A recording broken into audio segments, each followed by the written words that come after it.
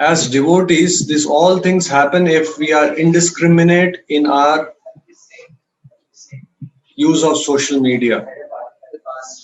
As devotees, we have to, all of us know this game of kabaddi.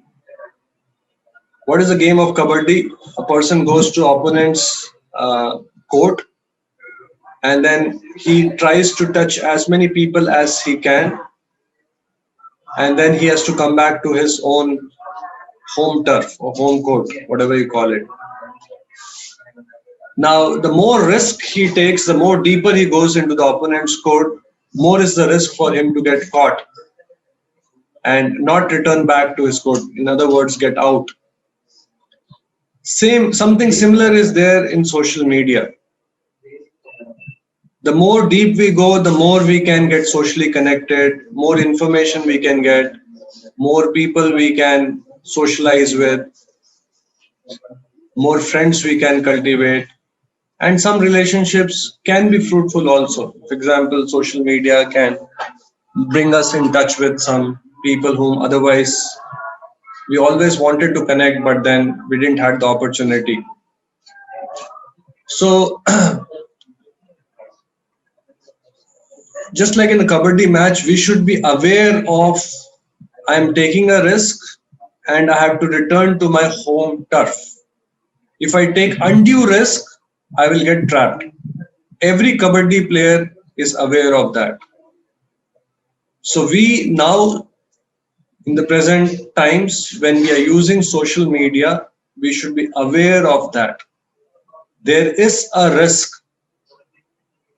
It is not a game which we are playing where risks are not involved.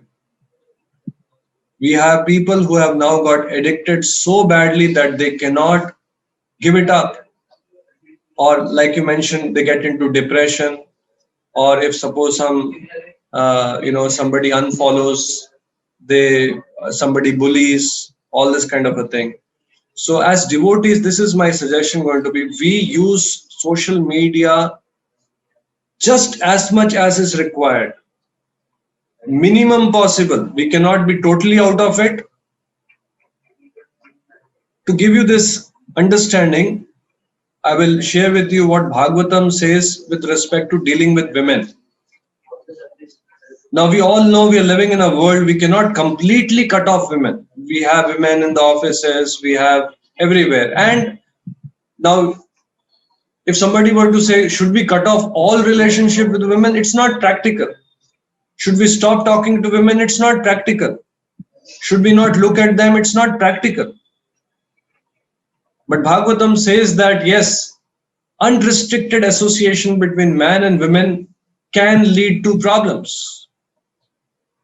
And we see a lot of examples in present day society where people unrestricted so-called association of man and women does result in a lot of issues. In the US, teenage pregnancies is very common, suicides are very common, abortions are very common, and it's a big problem.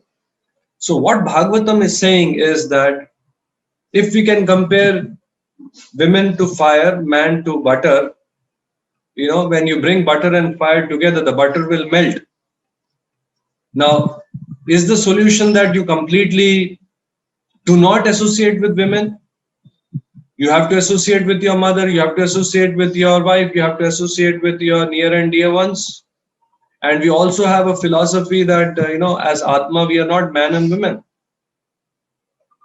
So we have to avoid two extremes. One extreme is unrestricted association. The other extreme is we do not associate at all. So what Bhagavatam is saying, there's a very nice verse which says, Pumsa striya mithuni bhavametam. It says that women is like fire and man is like butter. Grita kumbha sama puman. Puman, man is like grita kumbha, like a butter pot.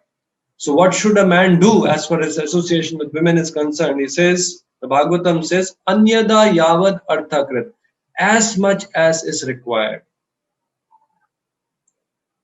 Many times, even let's say I'm talking about the association with women, when we are in colleges, we long for association, we look for opportunities. If there are some parties, if women are going, we also want to attend those parties, we want to talk to them.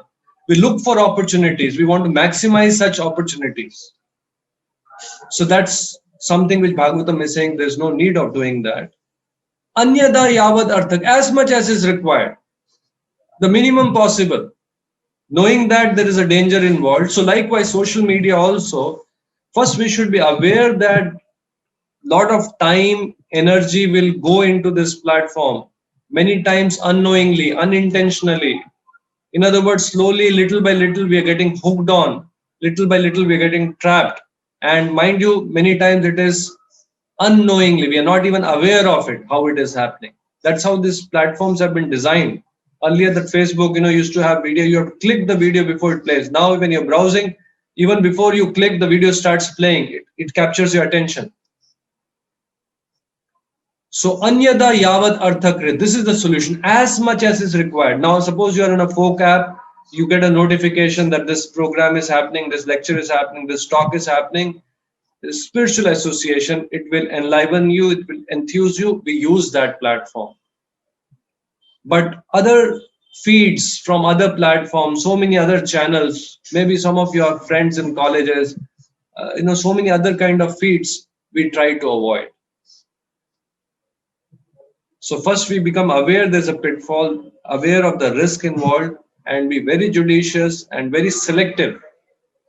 And one way, selective about the content we consume. Another thing is the time we consume. As I mentioned about, we can keep some timers, we can keep some budget. In a day, 1 hour, in a day, half an hour. And this way we can safeguard ourselves.